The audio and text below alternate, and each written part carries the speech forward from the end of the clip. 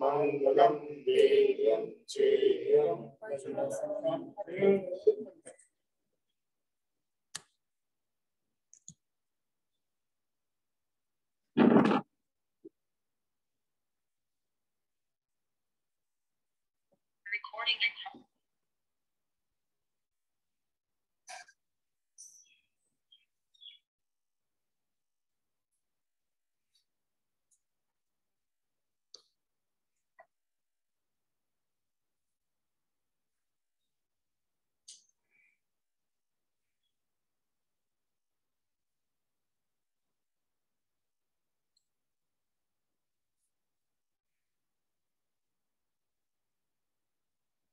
ना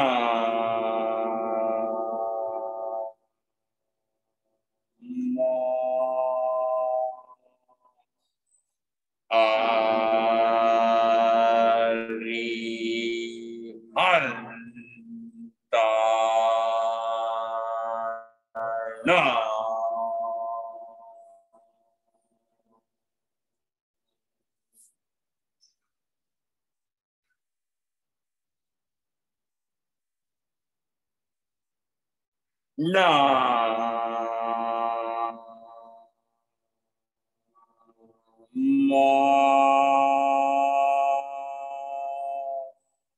सिद्धा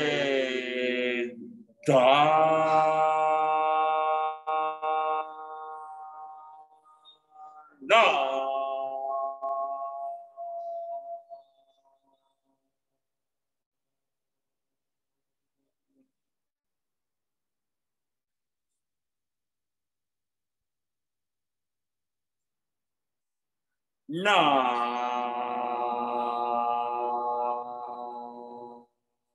मो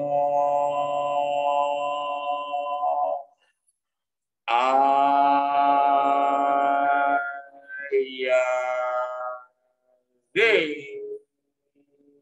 दा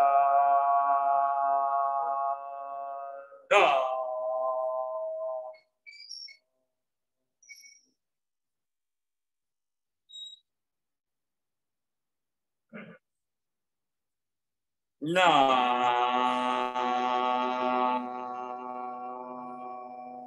मो ओ बा जा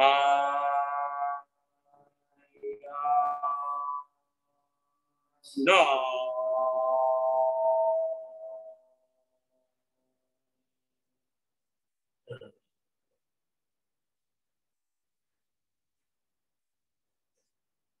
ना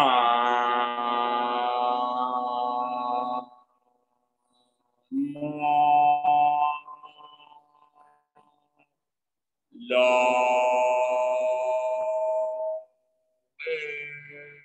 सौ वस्सा हो ना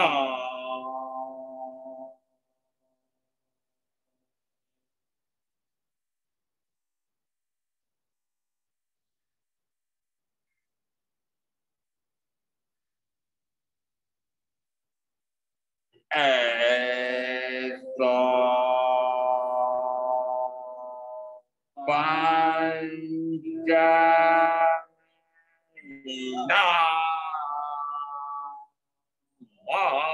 सा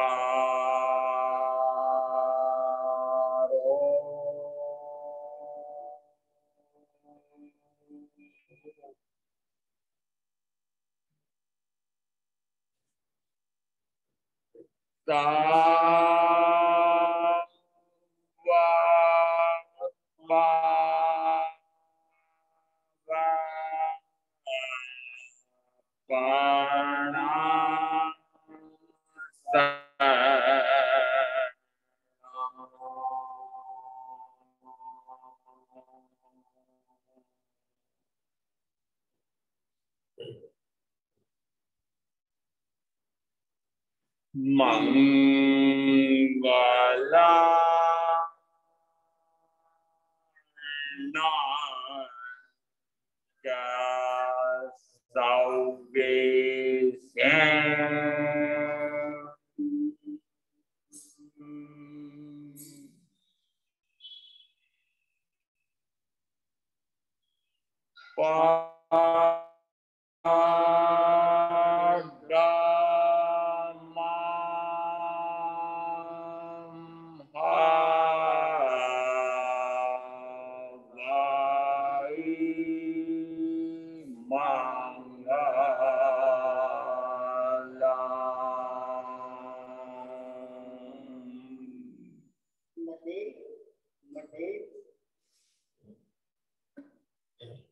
आत्मशुद्धि, आत्मबोधि, आत्ममुक्ति, जन्म मरण से मुक्ति के लिए श्रीमद् राजचंद्र रचित आत्मसिद्धि शास्त्र है, अथवा सदगुरु एक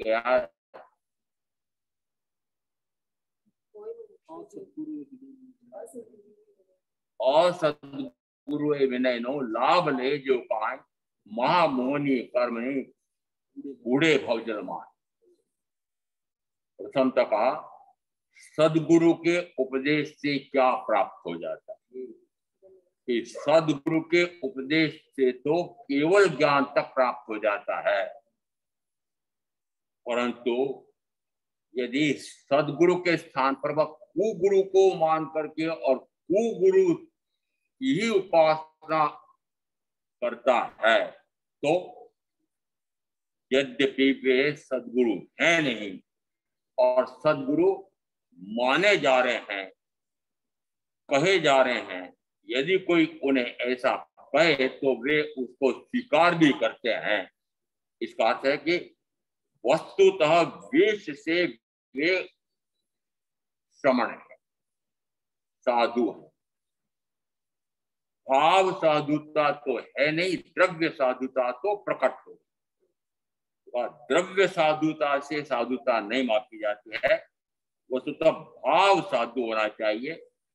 और भाव साधु का क्या अर्थ लेना चाहिए?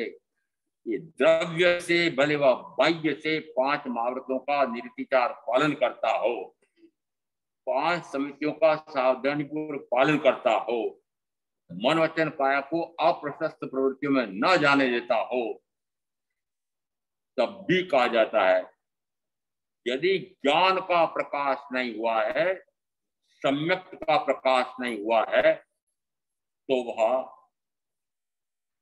गुरु ही है, गुरु नहीं।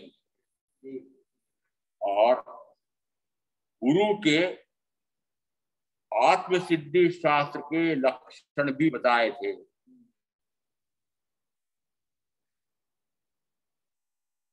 पांच सदगुरु के आत्मसिद्धि में लक्षण आए 5। कुबेर जी, मालती बहन, आत्मज्ञान क्या करते हो? गोटा गोटा करके रटाना पड़ेगा क्या? आत्मज्ञान समदर्शिता, विचरे उदय प्रयोग, अपूर्व वाणी परम श्रुत, सदगुरु लक्षण योग।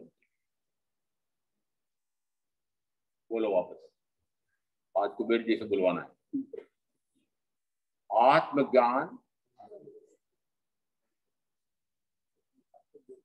हाँ बोलो, आगे बोलो ना। आत्मज्ञान समदर्शिता, विचरे उदय प्रयोग। पहली पंक्ति में 3 गुण आ गए। अपूर्व वाणी परम श्रुत, 2, 5 हो गए। ये 5 गुण तो वहां आए हैं। फिर दूसरी अपेक्षा से कहा यदि सत स्वरूप को भी जान ले, असत स्वरूप को भी जान ले, स्वभाव को भी जान ले, पर भाव को भी जान ले, स्व समय रथ को भी जान ले, पर समय रथ को भी जान ले, उत्तराजन सूत्र के 29वें अध्ययन में ज्ञान संपन्न जीव किसे कहते हैं, तो वहां वह सर्वभावाभिगम का ज्ञाता हो जाता है। ऐसा सर्वभावाभिगम का ज्ञाता संसार अटवी में भटकता नहीं है।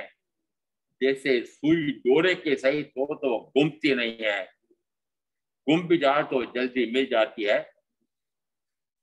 ऐसा दृष्टांत देकर के आगे कहते हैं वह ज्ञान,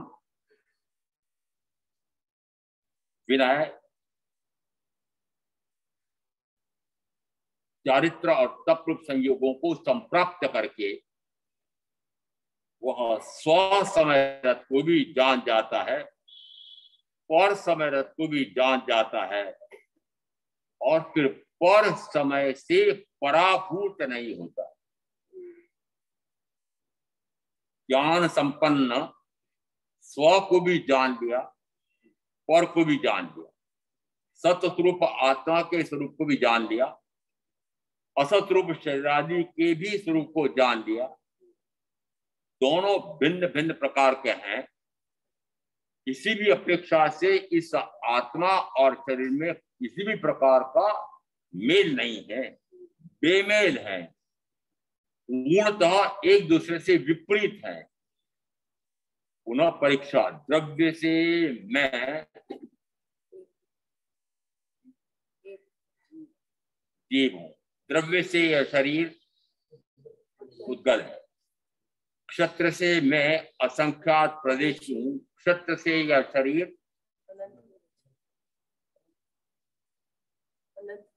आपसे बोलो ना मुझे राहुल भाई। क्षत्र से मैं असंख्यात प्रदेशी हूं, क्षत्र से यह शरीर अनंत प्रदेश। काल से मैं आत्मा, काल से मैं कैसा हूं? त्रैकालिक, ध्रुव हूं, नित्य हूं, शाश्वत हूं, अवस्थित हूं, अव्यय हूं, अक्षत हूं, अव्यय। चाणक्य सूत्रकार 5 विशेषण देकर के और बताते हैं कि आत्मा जो ध्रुव है, द्रव्य की ध्रुवता भी मानो और प्रति समय उत्पाद और व्यय भी मानो, नित्य और साथ में दिया परिणमनशील। तो नित्य परिणमनशील का अर्थ होता है निरंतर, नित्य भी है, अनादि से अनंत काल तक रहेगा। और अनादि से वह नित्य स्वरूप मैं आत्मा परिणमनशील भी हूं, निरंतर परिवर्तन पर्यायंतर, परिवर्तन पर्यायंतर, उत्पाद व्यय ऐसा भी हो रहा है। तो द्रव्य से मैं ध्रुव हूं, नित्य हूं, शाश्वत हूं, अक्षत हूं, अव्यय हूं। अव्यय का अर्थ होता है, व्यय का अर्थ बताओ। खर्चा, अच्छा खर्चा और व्यय। कितना धन आज कमा करके लाया था मैं, इतना, कितना व्यय हुआ है, बचा कितना है, बोलो ना। उसके गुणों का तो जितने हैं उतने ही रहेंगे। आत्मा का स्वरूप कैसा है कि आत्मा में अनंत ज्ञान, अनंत दर्शन, अनंत सुख, अनंत वीर्य आदि अनंत गुण हैं। एक भी गुण एक समय के लिए भी, एक अंश में भी व्यय को प्राप्त नहीं होता। अव्यय, अव्यय तो कहा द्रव्य से, क्षत्र से, काल से। अब यहाँ काल से इस शरीर का स्वरूप कैसा है?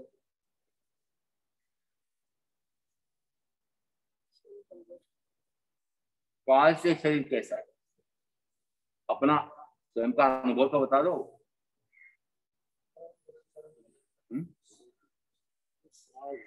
काल यानी आयुष का काल। तो काल की अपेक्षा से यह शरीर कैसा? न जाने कब छूट जाने वाला, तो न जाने किस क्षण छूट जाने वाला। तो फिर शब्द देते हैं क्षण भंगुर है, विनाशिक है, अनित्य है। काल से मैं नित्य हूं, ध्रुव हूं, शाश्वत हूं, अव्यय हूं, और काल से शरीर क्षण भंगुर है। भाव से मैं पुरंदरी, भाव से मैं अनंत ज्ञान पर्यवान हूं। आगे बोलो।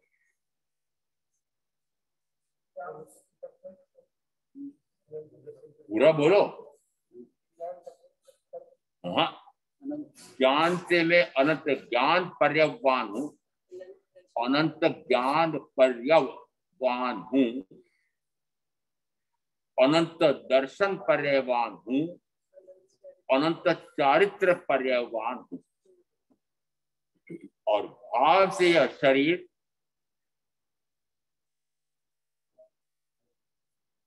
मंत्री जी, भाव से यह शरीर अनंत वर्ण, आगे बोलो, अनंत वर्ण बोलो, अनंत वर्ण, अनंत गंध, अनंत रस, अनंत स्पर्श वाला है। भाव से मैं ज्ञान दर्शन संपन्न हूं और भाव से मैं अवर्णमय, अगंधमय, अरसमय, अस्पर्शमय। भाव अपेक्षा से मेरा स्वरूप दो प्रकार से बता रहे। एक अपेक्षा से कहा है अनंत ज्ञान पर्यवान, अनंत दर्शन पर्यवान, अनंत चारित्र पर्यवान, एक अपेक्षा की। दूसरी अपेक्षा से भाव से मैं अवर्णमय, अगंधमय, अरसमय, अस्पर्श। ये नकार की परिभाषा क्यों दी, सकार की परिभाषा दे दी पहले, फिर नकारात्मक परिभाषा क्यों दी जा रही है कि अनादि से यह शरीर मेरे साथ भिन्न भिन्न रूपों में मिला हुआ है। वर्तमान में भी इतना आयुष का काल व्यतीत हो गया है, इस वर्ण गंधर्व स्पर्श वाले इस शरीर के मिट्टी के पुतले को अपना जानना है, अपने रूप देखा है, अपने रूप माना है और इसी में रमते हो सुरेंद्र जी। सत्य मैं अवर्णमय, अगंधमय, अरसमय, अस्पर्शमय, वर्ण गंधर्व स्पर्श मेरा गुण नहीं, यह इस पौद्गलिक शरीर का है। द्रव्य से, सत्य से, काल से, भाव। और पांचवा मैंने बताऊंगा, पांचवी अपेक्षा से उसमें दिया गुण अपेक्षा से मैं कैसा और गुण अपेक्षा से यह शरीर कैसा। अनुप जी की साथी बताएंगे आप। गुण अपेक्षा से मैं आत्मा,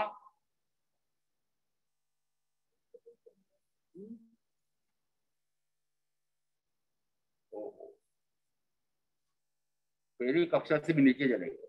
उपयोग गुण वाले हैं। गुण अपेक्षा से मैं नाणम च दंसनम चेव चरितम च तवोता वीर्यम ओगो एवं विवच लक्षण। तो भाव अपेक्षा से मैं कैसा हूं? उपयोग गुण। अरे एक मुख्य है इसमें, ओगो उपयोग नाम का गुण है। उपयोग कहां जा रहा है राहुल भाई? अरे फुटबॉल खेलने का समय था और महाराज कहते हैं प्रवचन छोड़ करके फुटबॉल खेलने जाते हो। उपयोग कहाँ गया? गया कहाँ रहना चाहिए था? अपने आप को जानना, अपने आप को देखना, उपयोग अपने आप को में लगना चाहिए था। इसका वास्तविक स्वरूप तो यह कि मेरा स्वयं का गुण है तो मेरे ठिकाने पर है। मेरी वस्तु तो मेरे पास रहनी चाहिए ना, तो मेरी वस्तु बाहर कैसे भटक रही है? उपयोग नाम का गुण आत्मा का है, परंतु उपयोग शरीर, पांच इंद्रियां, पूर्ति के लिए परिवार, धन, वैभव, भोग साधन, कमाई, उपयोग कहाँ जा रहा है? ध्यान कहाँ जा रहा है? मन कहाँ जा रहा है? कहाँ भटक रहे हो? उल्टा चल रहे हो, उल्टे चल रहे हो, ऊंधे लटकाए जाओ। कहाँ? वो नरक की गुंबियों में। फिर परमात्मा में दे उल्टा लटका के जो चाबुक मारेंगे तो समझ में आओ अरे मैंने क्या किया। हो सकता है याद आए न भी आए, याद तो उसको आता है जो समय दृष्टि वो, तो नहीं तो उसको कहाँ याद आएगा कि मैंने पहले ऐसा किया था, बुरा किया था। इसका अर्थ है कि उपयोग नाम का मेरा गुण है। और अब पूछ रहा हूं शरीर का गुण अपेक्षा से यह पौद्गलिक शरीर कैसा है, पुद्गल कैसा है? ग्रहण गुण वाला। कितनी अपेक्षा से बताया है? द्रव्य से, क्षेत्र से, काल से, भाव से, गुण से। किन दोनों के बीच में भेद? इस आत्मा और इसके साथ संयोगित शरीर, इन दोनों को जो मैंने अनंत काल से इस भाव में भी बहुत वर्षों तक एक में एक है, एक ही है, ऐसा मान रखा था, जान रखा था। भयंकर से भयंकरतम भूल, उसी के कारण से अनंत कर्म का बंध, उसी से अनंत जन्म का अनंत दुख। ये अनंत जन्म का दुख किसके कारण? कि मात्र इतनी सी भ्रांति पाल ली कि ये और मैं एक है, और जब तक ये एक है ऐसा जानता मानता है, तब तक मानना कि ज्ञान नहीं है। वह वेश तो श्रवण का ले रखा है, परंतु वह गुरु नहीं है। सत्स्वरूप को जाना नहीं, असत स्वरूप को जाना नहीं, असत से परे हटे नहीं, सत में डटे, सत्स्वरूप आत्मा में डटे नहीं, तो कहा जाएगा वे कुगुरु। कुगुरु, सुगुरु के लक्षण समझ में आ गए? किसको मानना? कल परीक्षा लेती मेरे प्रधान जी, किसको मानना? महाराज हम क्रिया उनकी क्यों देखें, उनका ज्ञान क्यों देखें? हमारे यहाँ आए हैं तो हम तो आदर सम्मान के साथ बुलाते भी हैं, और आ गए हैं, बुलाए हैं, तो हम वंदन भी करेंगे। करोगे ना? बिना परीक्षा के। पुराने साधु उदाहरण देते थे, 2 पैसे की हंडिया खरीद के लाता है तो 2-2, 3-3 बार टकोरे लगाता है कि कहीं पोली तो नहीं है, दरार तो नहीं पड़ी हुई है। कितने पैसे की हंडिया? 2 पैसे की हंडिया खरीदता है तो भी टकोरे देकर के परीक्षा करके लाता है कि कहीं खराब ना आ जाए। और गुरु टकोरे देकर के पता लगाते हो, टंच लगाते हो कि सच्चे हैं कि नहीं। वहां तो बड़ा टंच लगाते हैं, ये 16 ताव का सोना है, इससे कम का है। 16 ताव का, 16वां ताव जब दिया जाता है तब कहता वह सोना पूर्णता निकल करके आता है, और 15 ताव तक वह अशुद्धि है।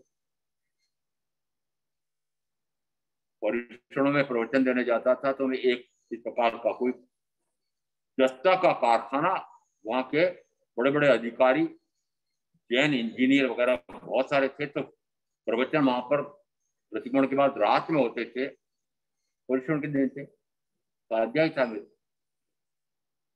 जिस महाराज हम इस दस्ते को निकालते हैं तो पहले देखो तो पहाड़ का पहाड़ लगा हुआ है, ढेर लगा है, पत्थर, चट्टाने, कंकर, मिट्टी, ढेर लगा हुआ। अब कोई देखे तो उसमें दस्ता है क्या? दिखाई देता है क्या?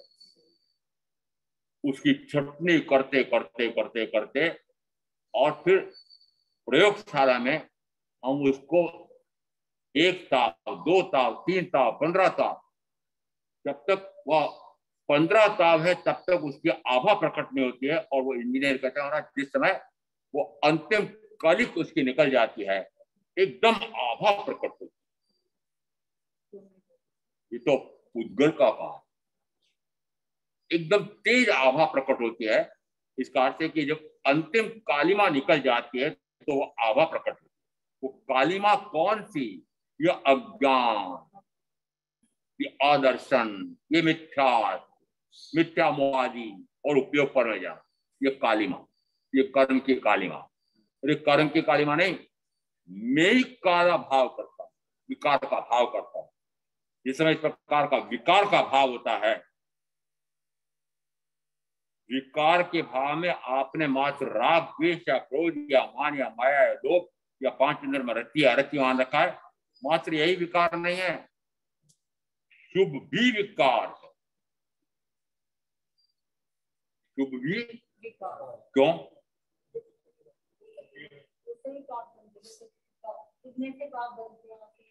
शुभ भी विकार क्यों कहा कि यह भी गति में ले जा रहा है, बंध है, कर्म का बंध है। कर्म तो कर्म है, बंध तो बंध है। जिस समय ये सोने की हथकड़ी और लोहे की हथकड़ी तुलना करने के लिए, यदि हथकड़ी सोने की लगी हुई है कि हथकड़ी लोहे की लगी हुई है, उससे क्या काम है? अरे हथकड़ी तो लगी है, जकड़ा हुआ तो है। ये हथकड़ियां बेड़ियां लगी हुई हैं। यदि हथकड़ियां बेड़ियां इन बहनों के सोने की लगती, समझ रहे हो कि नहीं? हथकड़ी और बेड़ियों ने बांध रखा है, घर से निकलना नहीं चाहिए, पांव बाहर मत निकालना, पांव बाहर मत निकालना। हथकड़ियां डाल दी, बेड़ियां डाल दी, बैठे रहे कारागृह घर में बहन के लिए। हथकड़ियां बेड़ियां कौन सी लगाई? सोने की। अरे सोने की लगाओ कि लोहे की लगाओ, तो बीड़ी है। और ऐसा दृष्टांत देकर के सूत्रकार कहते हैं कि चाहे वह शुभ हो चाहे वह अशुभ हो, दोनों ही कर्म का बंद करा करके और दोनों ही मुझे गति में भटकाने वाले हैं, गति बंद हो रहा है। और इस अपेक्षा से कहते हैं कि शुभ भी कर्म का आश्रव बंद है, अशुभ भी कर्म का आश्रव बंद है। इन दोनों को तुलनात्मक रूप से जिस समय व्याख्या करूंगा उस समय कहूंगा कि अरे लोहे की बेड़ी की अपेक्षा से तो तांबे ये सोने की बेड़ी अच्छी है ना, कम से कम दिखेगी तो बढ़िया। कीमत तो उसके करोड़ों में होती है, लाखों में होती है, तो प्रसन्न तो हो जाएगी, बचनी प्रसन्न तो हो जाएगी। परंतु वह बेड़ी है कि नहीं। और ऐसा दृष्टांत देकर कहते हैं कि शुभ भाव उसके कारण से होने वाला हो पुण्य, वह भी चतुर्गति में भटकाने वाला है, गति का बंद कराने वाला है। तो गति है, कोई भी गति कभी अच्छी मानी गई है। यदि गति अच्छी मानी गई हो तो सर्वार सिद्धि का देह भी उस गति से मुक्त होकर के और अपवर्ग में जाना चाहता है। अपवर्ग यानी उस सिद्धशिला को अपवर्ग का, कि निरंतर वह चारों गतियों में भटकते भटकते भटकते भटकते अनंत काल हो गया, जन्म का अनंत दुख पा रहा है। यदि अनंत काल का दुख मिटाना हो, अनंत काल के जन्म के अनंत दुख को मिटाना हो, तो फिर अशुभ से भी हटना है। अशुभ से तो हटना ही है, एकांत ही है। परंतु अशुभ और शुभ की तुलना में कहूंगा कि शुभ एकांत है, अशुभ की तुलना में उपाधि, अशुभ की तुलना में उपाधि। और शुद्ध की अपेक्षा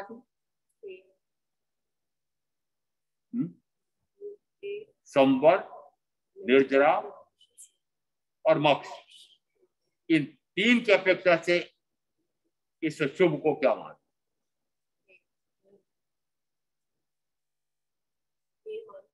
एक तरफ आपके पास अवसर है, संवर और निर्जरा, समय है, शक्ति है। दूसरी तरफ समय और शक्ति भी है, और अब दूसरी तरफ आप जो कार्य कर रहे हैं वह दान करो, पुण्य करो, पशु पक्षियों की सेवा कर रहे हैं, असहाय मनुष्यों की सेवा कर रहे हैं, दान दे रहे हैं। कौन सा सही है? संवर निर्जरा में जाने का भी आपके पास पुरुषार्थ है, और पुण्य की प्रवृत्ति में जाने का भी पुरुषार्थ अवसर है। कौन सा चुनो? क्यों? पुण्य से मनुष्य मिलता है, पुण्य से मनुष्य मिलता है। हाँ भाइयों बहनों, जो वर्तमान में शरीर मिला हुआ है, बताओ इस प्रकार का ये 5 इंद्रियों से परिपूर्ण निरोगी जो काया मिली हुई है, ये 5 इंद्रियां पूर्ण है, निरोगी काया है। प्रथमतः निरोगी काया हो, विशेषता कितनी आई है, क्या क्या हो जानी चाहिए? सबसे पहले किसकी पूर्ति हो जानी चाहिए? कि निरोगी काया हो, घर में माया हो। दुखी कौन? दुखी कौन? निरोगी काया। यदि माया तो खूब मिली हुई है, माया देवी बड़े अच्छे मिले हुए हैं, और काया निरोगी नहीं है तो विकार। और काया तो निरोगी मिली है, पर घर में माया देवी नहीं है, माया देव नहीं है तो, और माया देवी माया देव तो है परंतु माया नहीं है तो,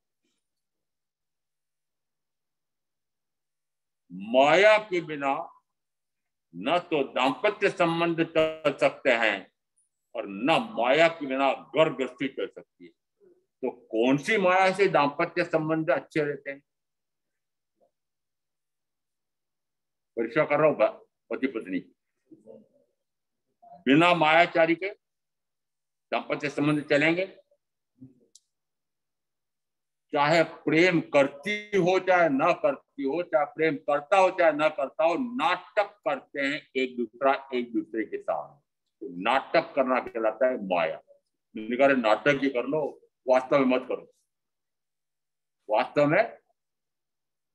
वास्तव में पति पत्नी का संबंध इस प्रकार से मत रखो, मात्र नाटक कर लो।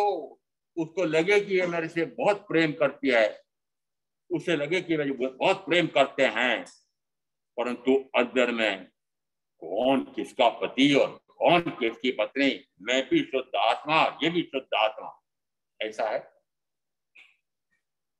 ऐसा है तो मानना कि आपने तत्स्वरूप सत्य स्वरूप समझा है।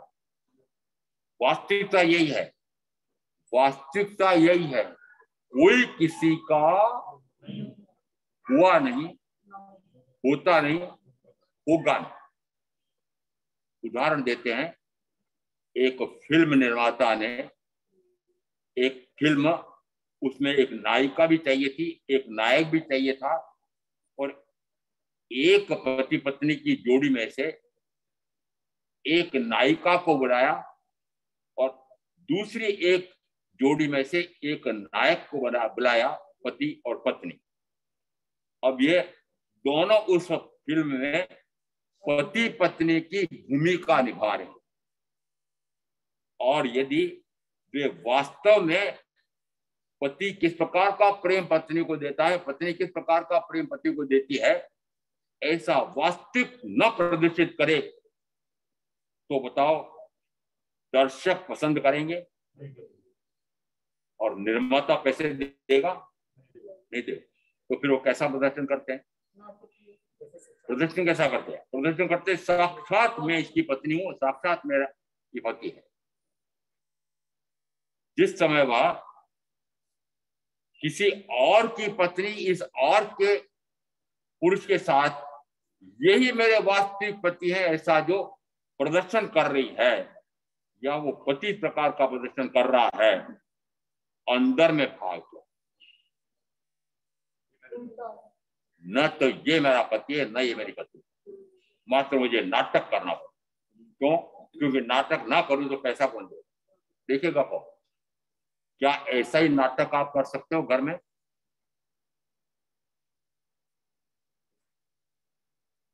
यदि ऐसा नाटक करके वहां रह सकते हो तो कर्म से, भारी भारी कर्म से बच जाओ। समझ में आ रहा है? माया, उसको क्या नाम दिया है? मायाचारी कर रहे हैं। वास्तव में जो प्रेम करती नहीं है पर दिखाती है। वास्तव में तो पति प्रेम करता नहीं पर दिखाता है, और वास्तविकता यही है, वास्तविकता यही है। इसका अर्थ है कि जो वास्तविकता है फिर वास्तव में वैसे ही कर लो कि वास्तव में गलती से मैंने ये संबंध बना लिए हैं, और वो गलती सुधारूं कैसे कि अब भाव से गलती को सुधार, भाव से गलती सुधार। कैसे सुधारूं कि मैंने अनजाने में, अबोधता में, माता पिता के कहने से, सास ससुर के कहने से ये मेरे पति हैं, ये मेरी पत्नी है, ऐसा मैंने गलती से मान लिया था। अब गुरु कह रहे हैं कौन किसका पति और कौन किसकी पत्नी, ये तो पौद्गलिक संबंध है। मैं भी आत्मा, ये भी आत्मा, और आत्मा से संबंध जोड़ लो और शरीर से शरीर का संबंध तोड़ दो। क्या प्रारंभ हो गया? आत्म साधना प्रारंभ। जितने से भाव से, अरे भाव से ही कर्म का आश्रम बंद है, और भाव से ही कर्म की का संवर और निर्जरा है। सारा खेल किससे है? भाव से। वास्तविकता द्रव्य से क्या हो रहा है इसकी बात, ये तो बात की बात है। प्रथम तो आपने जिन जिन से संबंध बना रखे हैं, अभी वर्तमान अपेक्षा से पूछ रहा हूं, क्या जिसके पास जो जो कोठी बंगला फ्लोर मकान है, ये भी पल्ले बांध के लाए हैं? सुरेंद्र जी पत्नी को पल्ले बांध के रखा है? नहीं ना। फिर घर जाते से कैसे संबंध बना लेते हो कोठी से, उस शोर से और पत्नी से? भाव से। संबंध किससे है? भाव से।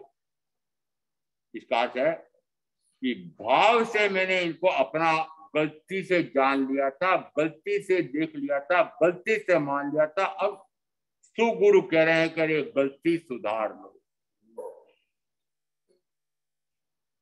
आज अपेक्षा करूंगा मैं सबसे कि गलती सुधर जाएगी,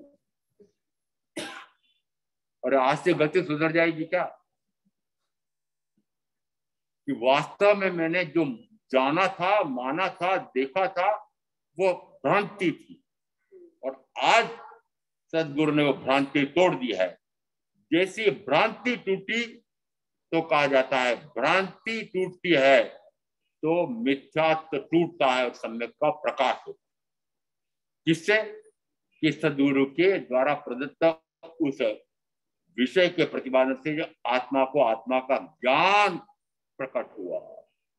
यदि ज्ञान का प्रकाश होता है तो दर्शन गुण का भी प्रकाश होता है। ज्ञान दर्शन दोनों गुणों का प्रकाश होता है तो मिथ्यात्व मिटता है और सम्यक का प्रकाश होता है। ऐसा जो प्रकाश कराने वाले होते हैं वे सदगुरु। ऐसा जो ज्ञान का प्रकाश हो जाए, मेरी ज्ञान से मैं अपने आप को जानने लग जाऊं, मेरी दर्शन गुण से अपने आप को देखने लग जाऊं, मेरी सुख गुण से अपने आप के सुख में ग्रहण करने लग जाऊं, और मेरा उपयोग मेरे ऊपर पूर्णतः स्थिर हो जाए। ऐसा जो गुरु ने समझाया उसके अनुसार मैं वर्तन करूं तो वह मेरा त्रैकालिक स्वभाव प्रकट हो जाता है। ऐसा जिस गुरु ने मुझे बताया उनका मैं उपकार मानता हूं। ये मेरे वास्तविक सदगुरु हैं। सदगुरु की परिभाषा समझ में आई? यदि ऐसे सदगुरु हैं उनको तो सदगुरु माने नहीं, और कुगुरु को ही सदगुरु माने तो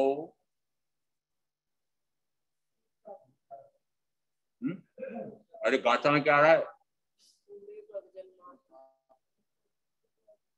महामोहनी कारण थी बूढ़े भव जलमान।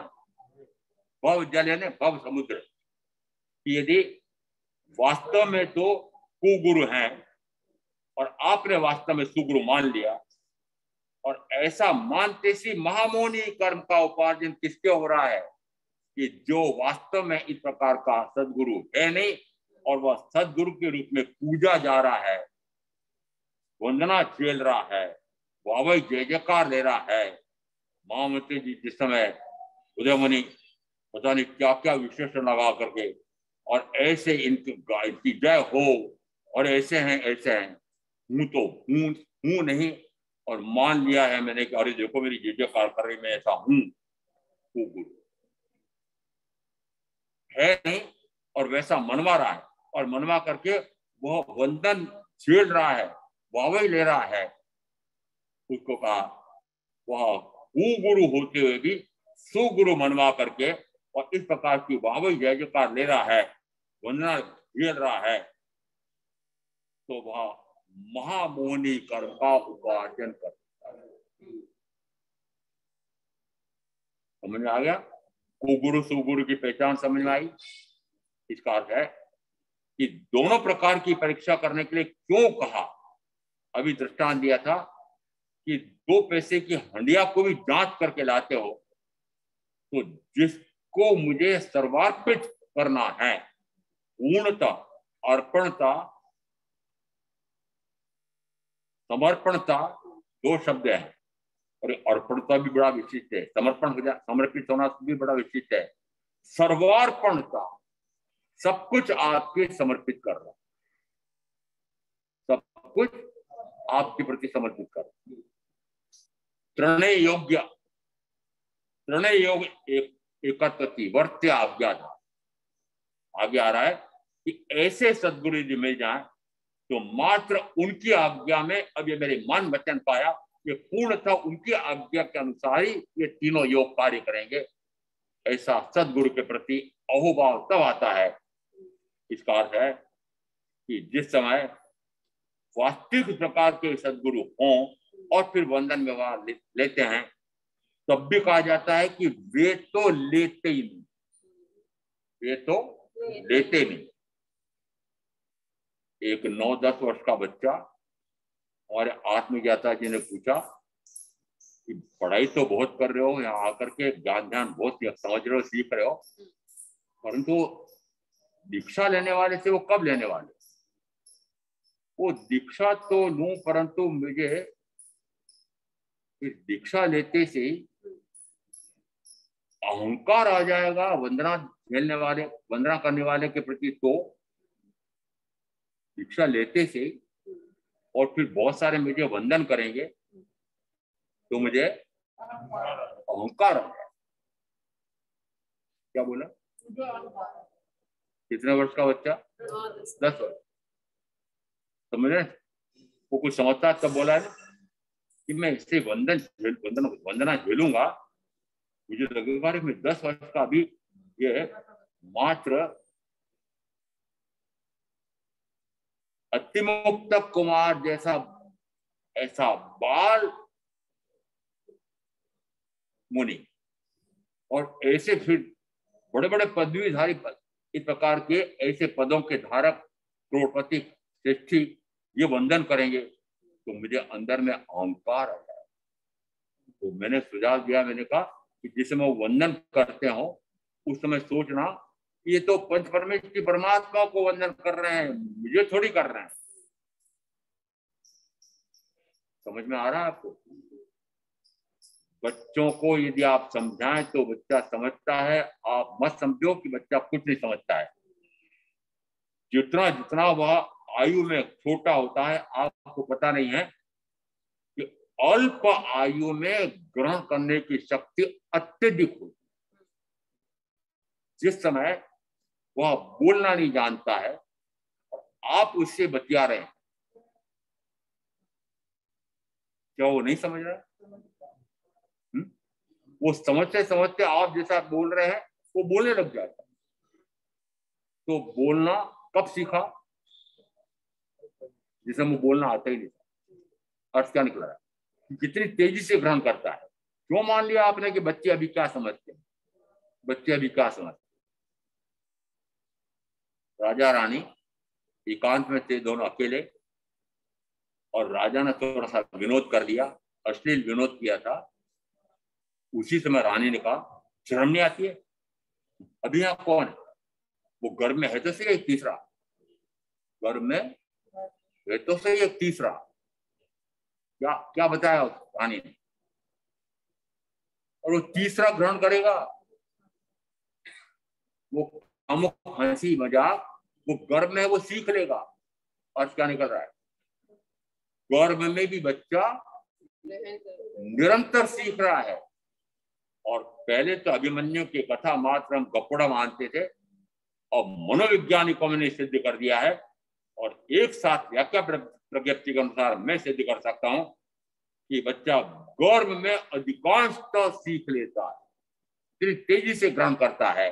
इसका अर्थ है कि मत समझो कि वह गर्भ में भी क्या आया जो वो क्या जाने क्या समझे।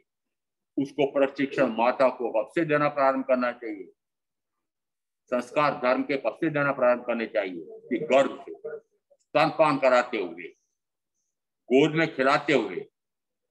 परंतु आज की नौकरी पेशा समस्या कहां आ रही है। घटना समझ लो, वास्तविकता समझ लो। एक चर्चा चल रही थी किसी बेटे की विवाह की, किसी और की कन्या के साथ हुआ। बोले मैं विवाह तो कर सकता हूँ इस लड़के से, कर सकती हूँ, परंतु मैं जॉब नहीं छोड़ूंगी, और यदि संतान हो गई तब भी मैं उसमें जॉब नहीं छोड़ूंगी। दुग्धपान कौन कराएगा, दुग्धपान 5-7 दिन करा दूंगी जितने दिन छुट्टी मिलती है, मैं जॉब नहीं छोड़ूंगी। बताओ किसको महत्ता दी। ऐसी जॉब करने वाली वो माताएं उस बच्चे को क्या संस्कार दे सकती। जिस समय इस प्रकार की माताएं, इस प्रकार के पिता भी काम में लगे हुए रहते हैं दिन रात, वो बच्चे को घर में छोड़ करके जाती है। एक दाई माँ कहो कि धाई माँ कहो कि ऐसी नौकरानी कहो, उसके कौन से संस्कार हैं, किसके पास रखा उसको, क्या संस्कार मिलेंगे। एक राजपुतानी, उसका बेटा युद्ध में लड़ते लड़ते पीठ दिखा करके वापस आ गया, मां के पास आकर के आंचल में घुसा। उसी समय उसने धाई मां को पूछा कि क्यों भाई, क्यों बहन, इसको कभी तुमने अपना दूध पिलाया था क्या। वो धाई मां बोली एक दिन आप गए हुए थे, कहीं देर से आए थे, और ये बहुत बिलक बिलक के रो रहा था, तो फिर मैंने उसको थोड़ा सा दूध पिलाया, स्तनपान करा दिया। ओहो, इसी कारण से ये युद्ध के मैदान से वापस लौट करके आ गया। राजपुतानी का बेटा कैसे लौट कर आ सकता है, समझ में आता है।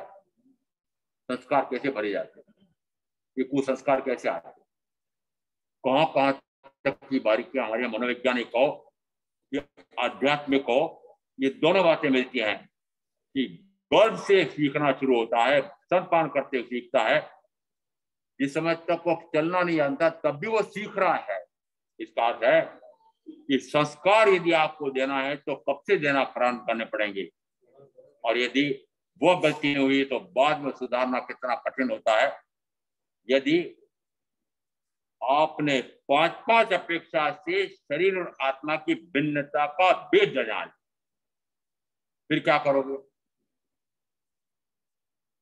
फिर क्या करोगे।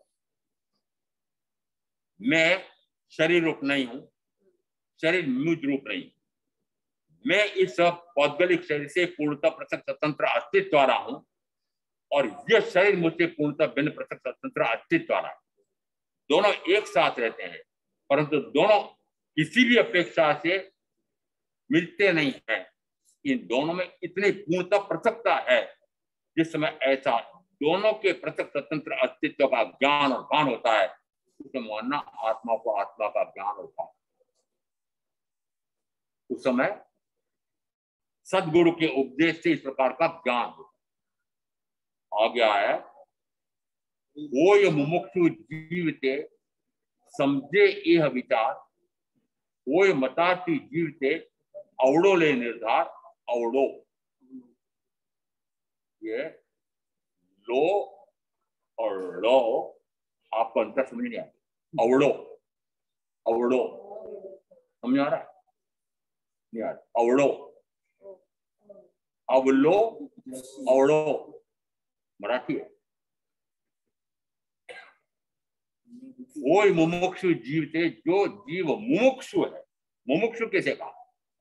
कि जो जानना चाहता है सत्स्वरूप असत्स्वरूप, जानना चाहता है मेरा स्वरूप कैसा है, मैं कैसा हूं, जानना चाहता है कि शरीर कैसा है। ये दोनों द्रव्य एक साथ का है, परंतु दोनों द्रव्य है कैसे?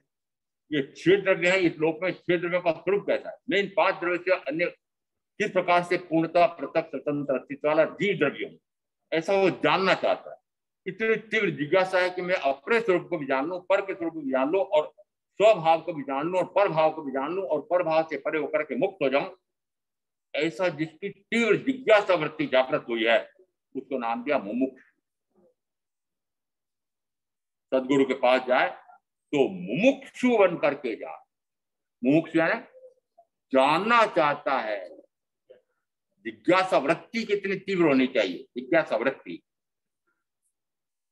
इंद्रपुत्री गौतम कहा जाता है कि 4 ज्ञान हो गए थे, 14 पुरों का ज्ञान हो गया था, ऐसा कहा जाता है। परंतु हम कथा में तो बोलेंगे कि इंद्रपुत्री गौतम ने भी तीर्थंकर महावीर से शंका समाधान में 36,000 प्रश्न पूछे हुए व्याख्या प्रकृति सूत्र में उसके उत्तर संग्रहित। समझ में आ रहा है? परीक्षा कर रहे हैं, पूछ रहे हैं, तत्व शंका निवारण करने के लिए निरंतर केवल परमात्मा से पूछ रहे हैं कि इसका स्वरूप कैसा है, इसका स्वरूप कैसा है। उसको कहते हैं मुमुक्षु। कोई मुमुक्षु जीव थे, समझे यह विचार। अभी तक जो विचार दिए थे, ये विचार कौन समझेगा? जो मुमुक्षु थे। कोई मतार्थी जीव थे, अवड़ो ले निर्धार। जो मत पंथ संप्रदाय अपेक्षा से जिसको गुरु मान रखा है, जिसको धर्म मान रखा है, वो मतार्थी, मत का अर्थी, मत का अर्थी। अर्थी से परिचय है क्या? अरे अर्थी से परिचय है क्या? है? कौन सी अर्थी? अरे वो काट ली। अर्थी से परिचय जरूर रखो, ये न जाने कब अर्थी सज जाएगी, न जाने कब अर्थी सज जाएगी। यदि ऐसा ध्यान रहे, जिस समय मैं ऐसी बातें करता हूं, महाराज असल में जैसे जैसे मनुष्य बूढ़ा होता जाता है ना, पुरुष इस प्रकार के भाव आते हैं। मैंने कहा ऐसा नहीं है। वस्तुतः किसी का भी आयुष का कोई ठिकाना नहीं है। जगन्य आयुष का है मनुष्य के लिए, अन्य सबकी रहा। अंतर्मुहूर्त, अंतर्मुहूर्त का अर्थ है 48 मिनट से कुछ न्यून, और 2 आवलिका से अधिक गिन लो। अंतर्मुहूर्त कितना छोटा कितना बड़ा हो सकता है। तो यहाँ जगन्य आयु मनुष्य की अंतर्मुहूर्त, और अधिक से अधिक आयु 5वें आने की 130 वर्ष। पर क्या पक्का है आपको? नहीं। इसका अर्थ है कोई मुमुक्षु जीवते समझे ए विचार, कोई मतार्थी जीवते अवड़ो ले निर्धार। कि जो मत पंथ संप्रदाय का आग्रह करके, गुरु का आग्रह करके, हटाग्रह करके, मेरे गुरु ने जो मुझे समझा रखा है वही सत्य है, मैंने जो समझ रखा है वही सत्य है, मैंने स्वाध्याय करके तत्व का स्वरूप जो समझ रखा है, आत्मा को जो समझ रखा है वही सत्य है, उसको नाम दिया मताग्रही, हटाग्रही, कदाग्रही, मतार्थी। उसको क्या कहा? मतार्थी। कोई मुमुक्षु जीव के समझे यह विचार। तो मुमुक्षु जीव तो ये जो अभी समझाया है, अभी तक समझाया है, चातुर्मास लगने के बाद अभी तो जो समझाया, तो आत्मार्थी तो जैसा समझाया है सदगुरु ने उस प्रकार से समझ करके उसको ग्रहण करता जाता है। और जो मत पंथ संप्रदाय की अपेक्षा से बैठेगा, मैंने जो समझ रखा है वही सही है, ये उदय ने समझाने बात सही नहीं है, ये कहते हैं नहीं, एकमात्र जन्म से मुक्ति का उपाय करो। ऐसे कैसे करेंगे? यदि परिवार बचाया है, परिवार बचाया तो परिवार का पालन करना पड़ेगा। ये महाराज कैसे है? क्या परिवार को धक्का दे दो? क्या मंडित में मेरी रुग्ण माता है उसकी सेवा ना करो? ये पत्नी की सेवा, क्या पत्नी की सेवा नहीं करो क्या? बच्चों को पालन पोषण नहीं करो क्या? ये कैसी उल्टी बातें करने महाराज? ये पलायनवादी है। ये छोड़ के भाग जाओ, घर गृहस्थी के दायित्व को छोड़ करके पलायन करके भाग जाओ। ये तो उल्टी बात करते महाराज। उल्टी करता हूँ आप सबके लिए उल्टी लगती है, उल्टी लगती है। वो उल्टी लगती है, मैं साफ कह रहा हूँ। क्या आपको कभी लगा ये कि वास्तव में ये जो मैं आज कर रहा हूँ ये निरंतर अनंत कर्म का बंद कराकर अनंत जन्म का दुख देने वाला है? आपने माना? नहीं माना? नहीं माना। इसका अर्थ है आपने यदि नहीं माना है तो मैं बता रहा हूं, कोई मुमुक्षु जीते समझे ये विचार, ये जो विचार अभी तक पढ़ाए गए हैं, समझाए गए हैं, इन विचारों को जो समझ करके अंदर में हृदयंगम कर लेता है, आत्मसात कर लेता है, वह तो मोक्ष। अन्यथा लेता है तो वह मतार्थी। कोई मुमुक्षु जीवते समझे ए विचार, कोई मतार्थी जीवते अवड़ो ने निर्धार, कोई मतार्थी जीवते थाय न आत्म लक्ष्य। जो मतार्थी है वह आत्मार्थी नहीं हो सकता है, जो आत्मार्थी है वो मतार्थी नहीं हो सकता। आत्मा का अर्थ समझ जाता है, आत्मा का रस समझ जाता है, आत्मा के उस अर्थ को प्रकट करना चाहता है, प्रकट करने का पुरुषार्थ कर रहा है, प्रकट हो जाए तुरंत निरंतर पुरुषार्थ कर रहा है, उसको नाम दिया आत्मार्थ। उसके साथ पर जो है वो सारे मतार्थ हटाप रही अदाप रही। गुरु का आग्रह, धर्म का आग्रह, जिस गुरु को मैंने मान रखा है वही मेरे गुरु सत्य गुरु है। जो गुरु आमना मैंने दे रखी है वही सत्य है। पता लग गया कि भैया वास्तव में इनकी मैंने आमना ली तो है, परंतु ये न तो आत्मज्ञान है न समदर्शिता है, ये वास्तव में इस प्रकार के नहीं है। तभी नहीं, मैंने यदि इनको माना है, अब सारी जनता जानती है, सारा लोग जानता है कि ये इनके गुरु हैं, ये इनके शिष्य हैं, और अब मैं ऐसा नहीं करूं तो लोग मुझे क्या कहेंगे? उड़क या लोटा कहेंगे। जो वो कौन सा लोटा होता है? भरतपुरी, भरतपुरी लोटा माना जाऊंगा मैं कि कभी इधर गुड़क गया कभी उधर गुड़क गया। नहीं, मैंने जिनको मान रखा वही मैं हटाप रहा। समझ आ रहा? कोई मुमुक्षु जीवते समझे ए विचार, कोई मतार्थी जीवते अवड़ो ले निर्धार। अवड़ो ने उल्टा निर्धारण करता।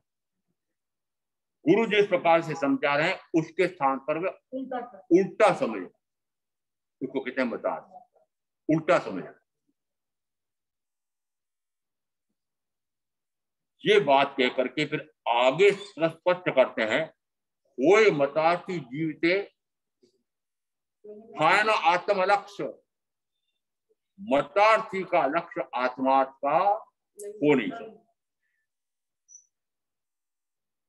कोई मतार्थी जीवते थायन आत्म लक्ष्य ते मतार्थी लक्षणों अही कया निरपक्ष। अब यहां ये इतनी भूमिका देकर के कहा है कि अब मैं यहां पर आत्मार्थी कौन होता है और मतार्थी कौन होता है इन दोनों का स्पष्ट करूंगा। अभी तक तो यहाँ पर वास्तव में मतार्थी की बात आई, तब भी मतार्थी और आत्मार्थी दोनों की तुलना करने के लिए आगे की गाथाएं हैं। इसका अर्थ है कि सबसे पहले यहाँ पर क्यों पक्का कराया जा रहा है कि जिस समय गुरु के पास जाएं उस समय जो मैंने समझ रखा है सारा उस सभागृह के बाहर छोड़ करके जो समझ, एक बार तो जो मैंने समझ रखा उसको बाहर छोड़ करके आओ। और फिर अब ये कहते हैं प्रथमतः उन पर विश्वास करके कि हाँ ये वास्तव में सदगुरु हैं, प्रथमतः विश्वास करना पड़ेगा। दादा दादी ने कहा है, माता पिता ने कहा है, और ये परम गुरु तीर्थंकर महावीर उन्हीं के तत्व स्वरूप को समझ करके और उन्हीं के अनुसार ये रत्नत्रय धर्म की आराधना करने वाले गुरु हैं।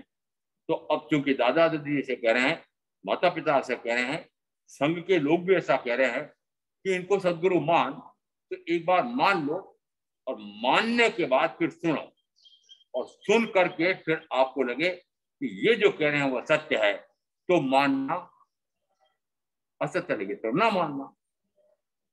यहां तक कहा जाता है महावीर भी अपना मत किसी पर थोपते नहीं। थोपते हैं तो मत है, थोपते हैं तो मत है। 7-10 व्याख्या प्रगति में राजगिरी के चौराहे पर कुछ कुतीर्थक इस प्रकार की बात कर रहे थे। ये तीर्थंकर महावीर ऐसा कहते हैं, ये इनके शिष्य इंद्रपति गौतम ऐसा कह रहे हैं कि जो अस्थि है वह अस्थि रूप में परिणमन करता है, नास्ति व नास्ति रूप में परिणमन करता है। अस्थि की कभी नास्ति नहीं होती है, नास्ति की कभी अस्थि नहीं होती है। घट घट रूप में परिणमन करता है, पट पट रूप में परिणमन करता है। घट की पट में नास्ति है, पट की घट में नास्ति है। ऐसा ये जो इंद्रभूति कहते हैं, इनके गुरु कहते हैं, महावीर कहते हैं, वो हम कैसे माने? ऐसी जिस समय चर्चा हो रही थी, इंद्रभूति गौतम ने सुना, उन्होंने कहा कि वे मेरे सदगुरु परम गुरु कह रहे हैं वैसा, या मैं कह रहा हूं वैसा आप मत मानो। आप भी तो प्रज्ञा शक्ति वाले हैं, आप भी तो प्रज्ञा शक्ति वाले। अब अपनी प्रज्ञा से जो मेरे तीर्थंकर महावीर कह रहे हैं, मैं कह रहा हूं, उसको अपनी प्रज्ञा से परीक्षण करके आपको लगे कि वो सत्य है तो मानना, न लगे तो मत मान। अपनी प्रज्ञा शक्ति से, प्रज्ञा शक्ति है ना, वास्तव में आत्मा का की जो प्रज्ञा है, प्रज्ञा क्या है? विशिष्ट प्रकार का ज्ञान, ज्ञान का प्रतीक है। इसका अर्थ है कि वो प्र उपसर्ग लग रहा है, प्रज्ञा, विशिष्ट विशिष्ट ज्ञान। उस विशिष्ट ज्ञान, आत्मज्ञान से उस आत्मा का स्वरूप, अनात्मा का स्वरूप, द्रव्य का स्वरूप, ये सारा किससे समझेगा? कि अपने उस आत्मज्ञान से अपना स्वरूप समझेगा। उस आत्मा के ज्ञान से अभी तक में शरीर, परिवार, धन, वैभव, भोग, साधन, इनका स्वरूप समझ करके वही कार्य कर रहा है। वो भी अपने ज्ञान के आधार पर ही चल रहा है, पर वो ज्ञान विपरीत परिणाम कर रहा है। उस ज्ञान गुण से जानना तो चाहिए था अपने आप को, और अपने आप को तो जाना नहीं, और पराये को अपना जाना। ये ज्ञान गुण की वैभाविक परिणति है, और जब तक वैभाविक परिणति है तब तक आ जाता है कि वह अभी उल्टा चल रहा है, अवलो उल्टा उल्टा मान रहा है। जानना गुण मेरा है, तो जानने के गुण से स्वयं को भी जान सकता हूं और पर को भी जान सकता हूं। स्व को भी जान ले, पर को भी जान ले, फिर पर से परे हट जाए, पर से परे हट जाए, तो कहा जाता है वो ज्ञान संपन्न हुआ है। तो कहा जाता है ज्ञान की शुद्ध पर्याय यह प्रकट हुई है। तो ज्ञान की एक समयवर्ती शुद्ध पर्याय प्रकट हो जाए तो कहा जाता है अखंड, अभेद, अनंत ऐसी इस आत्मा का साक्षात अनुभव आता है। एक समयवर्ती ज्ञान गुण की शुद्ध पर्याय का इतना कमाल है कि वह इस अखंड आत्मा का ज्ञान करा देता है। वो एक समयवर्ती ज्ञान गुण की शुद्ध पर्याय मात्र ज्ञाता, मात्र ज्ञाता, मात्र ज्ञाता, मात्र ज्ञाता। सूत्रकार तो यहां तक कहते हैं कि मात्र ज्ञान प्रकट हो जाना चाहिए। प्रज्ञापना ले लो, चाहे उत्तराधर सूत्र के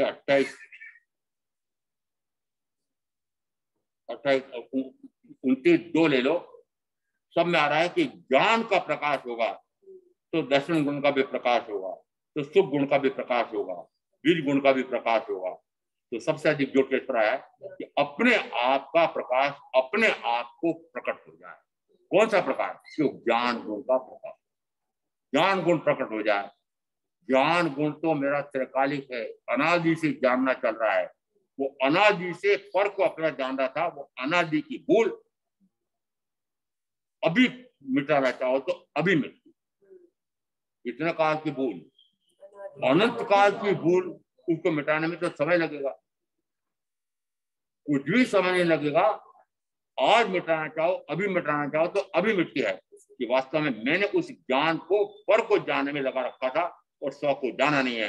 वह भूल आज गुरु के वचन से, रोहित विश्राम की वाणी के वचन से पक्का कर लिया कि मुझे अपने आप को जानना चाहिए, पराय को जानना हो तो पराय का जानो। ऐसा तत्व का सुन समझ करके मैं आप जो साधना करेंगे उनका वो कल्याण होगा। ओम शांति। ये जो ज्ञान है वह कब प्रकट होता है, उसके लिए 2 गाथाएं प्राथमिक 10 गाथाओं के बीच में आई है। त्याग वैरागन 2 गाथाएं आई है। अब ये दोनों गाथाएं एक एक करके 2-2 जने बोलेंगे।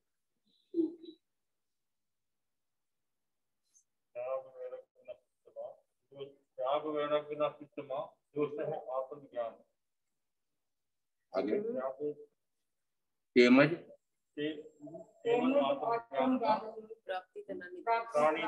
सारा लगाना पड़ रहा है।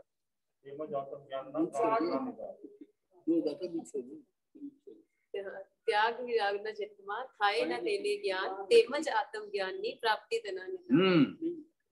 त्याग और वैराग्य के बिना ज्ञान की प्राप्ति नहीं। ज्ञान की प्राप्ति के लिए त्याग और वैराग्य भी चाहिए। तो या तो ज्ञान हो उसके साथ त्याग वैराग्य हो, या ज्ञान ना हो तो ज्ञान प्रकट हो जाए इस लक्ष्य से त्याग और वैराग्य। सच में अलग पहले था वैराग्य आदि सफल तो जो सह आत्मज्ञान, वैराग्य आदि सफल तो जो सह आत्मज्ञान तेमज आत्मज्ञान ने प्राप्त करना नहीं था। फिर आएगा त्याग विराग न चित्तमा। दूसरी गाथा बोले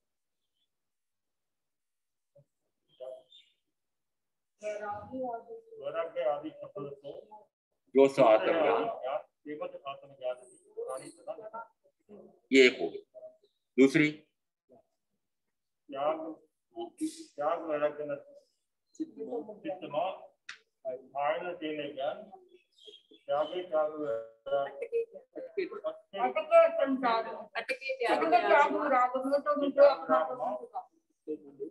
जो 3 मिलकर के पूरी गाथा करते हो।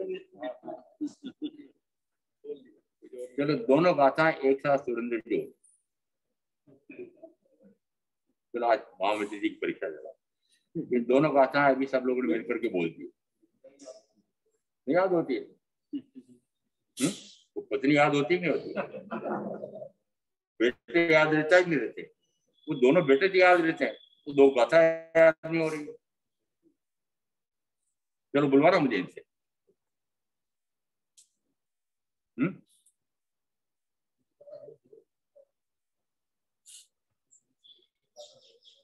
चलो आज प्रधान जी की ले लो, दोनों गाथा एक साथ बोल दो। आज का पुरस्कार आपके नाम पर।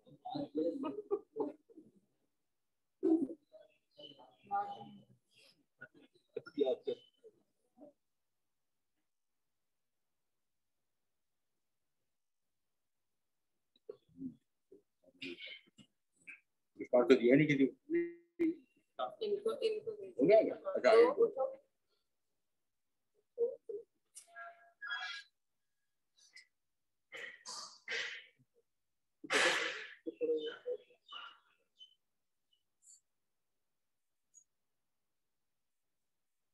शरीर और आत्मा का गुरुदेव ने 5 अपेक्षा, 5 अपेक्षा से अंतर बताया था। 5 अपेक्षाओं से धड़ाधड़ बोल देगा तो उसको पुरस्कार। द्रव्य से, क्षत्र से, काल से, भाव से, गुण। एक और कोई? आत्मा और शरीर के बीच में 5 अपेक्षाओं से पूर्णतः भिन्नता, 5 अपेक्षा। चलो ऐसे कर, द्रव्य से ऐसे कैसे? आत्मा के साथ शरीर कैसे? पहले ऐसे शुरू हो, द्रव्य से आत्मा और शरीर ऐसे। द्रव्य से मैं आत्मा द्रव्य, द्रव्य से यह शरीर उद्गल द्रव्य, क्षत्र से ये सुरेंद्र जी तो बुलाना है। क्षत्र से मैं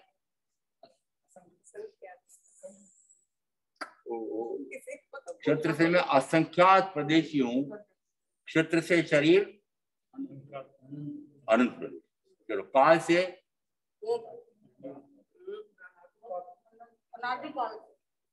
अनादि से अनंत,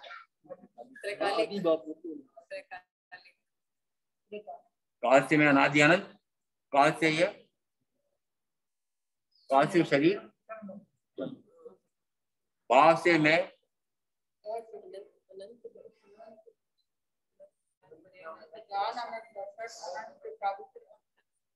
पूरा बोलो।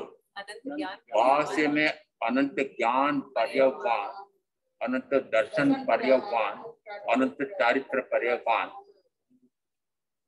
भाव से अनंत वर्ण, अनंत गंध, अनंत रस, अनंत स्पर्श वाला। गुण से मैं, ये बता दो आप, तब इनाम फिर गुण से, दोनों के गुण बता दो। नरेंद्र जी, आपके खाते में गुण बता दो। गुण से मैं कैसा? एक एक शब्द में जवाब। एक शब्द, एक शब्द।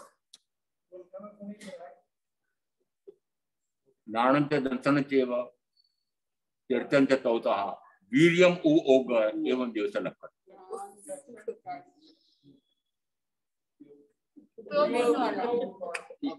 और शरीर,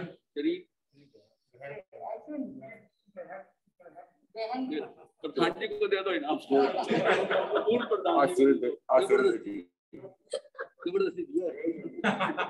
बोले क्या अगर चत्तारि मंगलम अरिहंता मंगलम सिद्धा मंगलम साहु मंगलम केली प्रणतम मंगलम।